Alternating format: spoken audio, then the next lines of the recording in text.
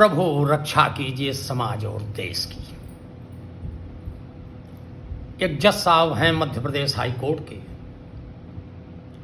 जज साहब ने कहा कि केवल ब्राह्मण पुजारी क्यों होना चाहिए, पुजारी तो सभी जातियों से होना चाहिए। अच्छा कहा जज साहब ने, मैं भी इसको स्वीकार करता हूं, आपकी पहल बहुत अच्छी है। लेकिन जब चरित्र का नाश होता है तो सिद्धांत का विनाश होता है, जब सिद्धांत का विनाश होता है तो धर्म का विनाश होता है, जब धर्म का विनाश होता है तो प्राणी कुमार्गी होता है, और जब प्राणी कुमार्गी होता है तो नष्ट हो जाता है। जज साहब, मैं आपसे कहना चाहता हूं कि आपकी बातें तो बहुत मुझे अच्छी लगी, लेकिन मैं आपको बता रहा हूं कि ब्राह्मण धर्म गुरुओं के अलावा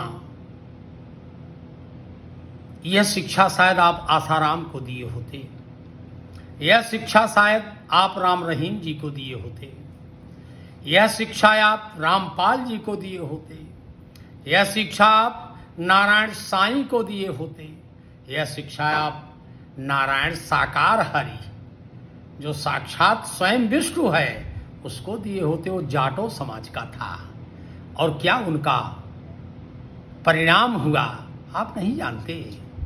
और आपकी अदालत में जब ये पहुंचेंगे जो पृथ्वी के बड़े कर्तव्यनिष्ठ, धर्मनिष्ठ और कुकर्मी ये जो विद्वान हैं, कथावाचक थे, नाटककार थे, मायावी थे, जब ये आपके कोर्ट में पहुंचेंगे तो सबको आप मुक्त कर दीजिएगा। मैं आपसे कहता हूं कोई बुरी बात नहीं है, लेकिन वह आचार्य हो सकता है, वह व्यासपीठ का अधिकारी हो सकता है जिसमें चरित्र और धर्म, जिसमें चरित्र और धर्म नहीं है वहां श्रद्धा नहीं है, और जहां श्रद्धा नहीं वहां भक्ति नहीं है, और जहां भक्ति नहीं वहां भाव नहीं है।